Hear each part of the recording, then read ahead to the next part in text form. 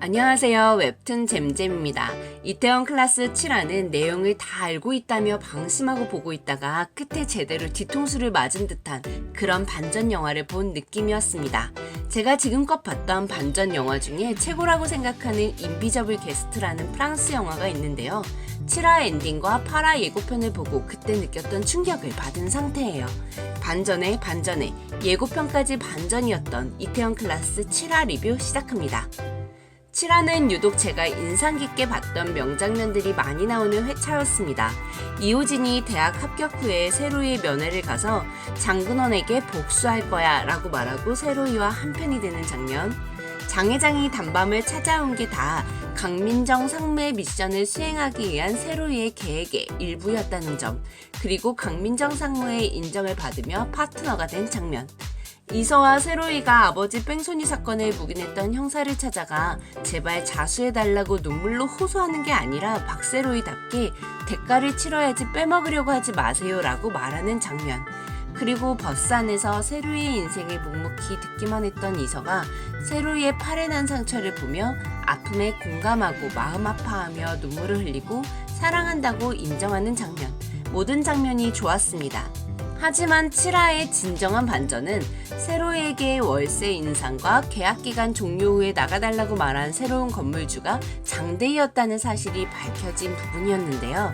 6화 엔딩 장면에 이어 장 회장은 진정한 엔딩 요정이네요. 사실 7화 앞장면들은 반전이긴 하지만 웹툰을 본 사람들에게는 알고 있는 내용이죠.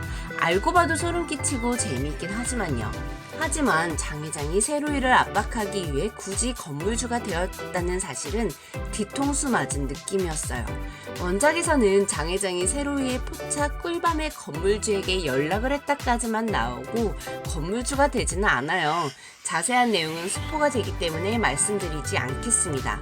그래서 지금 8화 예고편에 나온 내용들, 장 회장이 건물주가 되었고 장 회장을 찾아가는 세로이의 모습, 근수가 장가에 들어가는 조건으로 해결해보겠다는 걸 이서가 찬성하자 이서에게 실망하는 세로이의 모습, 이 모든 상황이 웹툰에는 없는 내용입니다.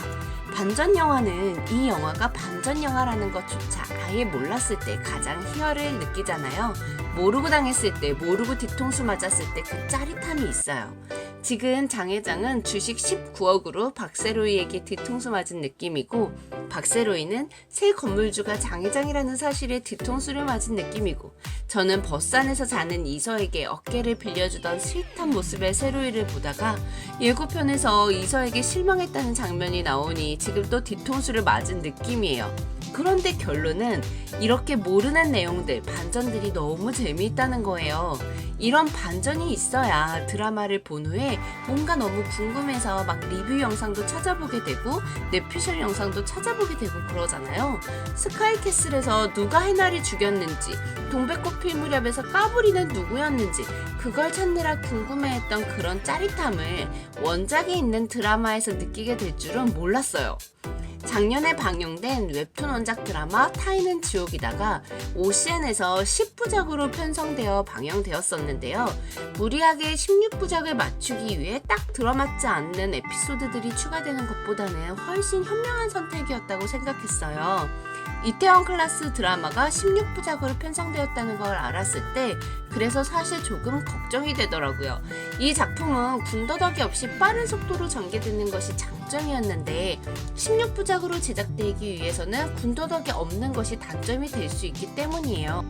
하지만 7화까지 본 이태원 클라스는 16부작이 아니고 20부작으로 만들어줬으면 좋겠는 드라마네요. 지금까지 웹툰 잼잼이었고요. 이태원 클라스 리뷰는 계속됩니다. 좋아요와 구독 부탁드려요.